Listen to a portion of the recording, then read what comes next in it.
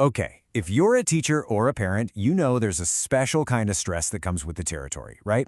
It's that wild mix of being incredibly rewarding and just absolutely relentless. So today we're going to dive into some simple, science-backed tools to help your nervous system finally find its reset button. First things first, let's get this on the table right now. If you feel exhausted, frazzled, or like you just can't keep up, it is not a personal failure. You're not weak, you're not lazy. It is a completely normal biological response to an absolutely abnormal amount of stress. It's basically your body sending out an SOS flare. So let's figure out how to answer that call. So where is all this overwhelm actually coming from? Well, it turns out the core issue isn't just the modern world itself, it's the frantic, non-stop pace we're all trying to maintain within it. Let's dig into why our biology is having such a hard time keeping up. And this, right here, this gets to the very heart of it. Our nervous systems are, well, ancient. They were designed for short, intense bursts of stress, run from the saber-toothed tiger, and then followed by long periods of rest and recovery. But modern life, it's the complete opposite. It's a constant, low-grade drip, drip, drip of stress that just never seems to turn off. Let's give these things a name: micro-stressors. These are the hundreds of little things that pile up. For you, it's the non-stop email pings and notifications. It's that gnawing decision fatigue from managing 25 kids in a classroom or figuring out what's for dinner again. It is the huge emotional labor of being an anchor for your students and your own kids' big feelings. Each one on its own seems small, but you put them all together, it creates a tidal wave of biological overwhelm. And what happens when that tidal wave finally hits? Our bodies, in their infinite wisdom, start sending up warning flares. They're trying to tell us that the whole system is overloaded. So let's take a look at what those signals actually look and feel like in our day-to-day lives. This chart shows us exactly how that overload shows up. We often think of stress as being all in our heads, but it's a full-body experience. Look at these categories: physical, mental, emotional, behavioral. It creates this state of dis-ease, where everything just feels off. And that's not just a cute play on words. It's your physiology literally screaming for a break. Physically, this might look like those chronic headaches that just won't quit, or tossing and turning all night long. Maybe it's digestive issues, or catching every single cold that goes around the classroom. That's basically your immune system just waving a white flag under the constant pressure of stress hormones like cortisol. And mentally, oh yeah, it's that brain fog, that feeling of not being able to concentrate. It's when you walk into a room and completely forget why you're there. Emotionally, it's that super short fuse, snapping at people you love, or just that constant low hum of anxiety in the background.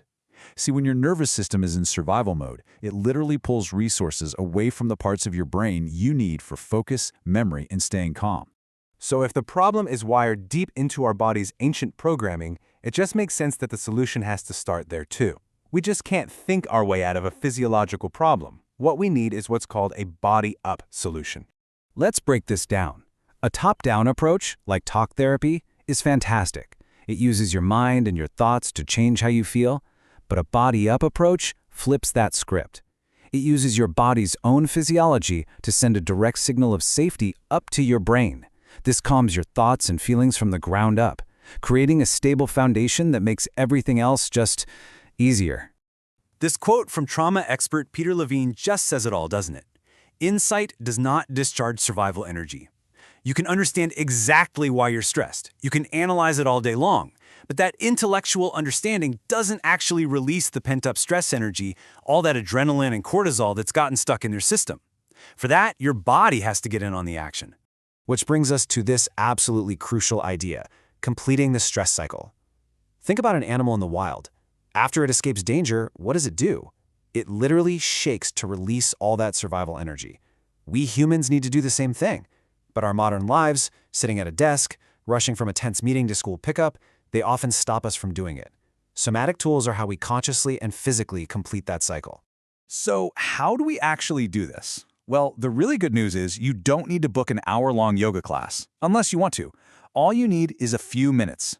Let's build a practical 3-minute reset kit that you can use literally anywhere, between classes, in your car waiting in the pickup line, or right before you walk in the door at home. We're going to look at 3 incredibly simple but really powerful techniques: the physiological sigh, something called butterfly tapping, and orienting. These are scientifically shown to quickly downregulate your nervous system and bring you back to a place of calm. Ready? First up is the physiological sigh. It's so simple. It's a quick double inhale through your nose, followed by a long, slow exhale through your mouth. That simple action offloads the maximum amount of carbon dioxide and sends a signal directly to your brainstem, the most primitive part of your brain, that you are safe. It is one of the fastest biological resets we have. Next is butterfly tapping. You just cross your arms over your chest, put your hands on your opposite shoulders or collarbones, and gently tap, one side and then the other. This is called bilateral stimulation, and it has a deeply soothing and grounding effect on the brain. Honestly, it's like giving your own nervous system a calming hug. And finally, orienting. This one is so simple. Just slowly let your eyes scan the room you're in. Don't force anything. Just notice shapes, colors, objects that feel neutral or maybe even a little bit pleasant. A plant, a picture, the color of the wall. This tells your ancient survival brain, hey, look around. No tigers here. We are actually safe right now. Okay, so using these tools can absolutely pull you out of a moment of overwhelm, but the real goal here, the long game, is to shift from just surviving the day to actually thriving. Let's talk about how we make that happen. The key here is not to get overwhelmed by a long new to-do list of wellness tasks. No way. The goal is to just pick one thing. Commit to one tiny, free action today. Maybe that's practicing the physiological side just twice between classes. Or maybe it's finally turning off those email notifications on your phone. One tiny shift can start to change the entire pattern. This is such a powerful reminder of what's really at stake here. These little acts of self-regulation, they aren't an indulgence. They are essential maintenance.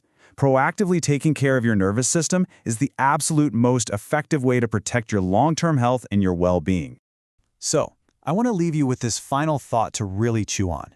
We all know that calm is contagious, but so is stress. So what if the single greatest gift you can give your students and your own children is your own regulated nervous system? When you use these tools to find your center, you're not just doing it for you. You are creating an island of safety and connection for the kids who look to you for everything. And that, well, that might be the most powerful teaching tool of all.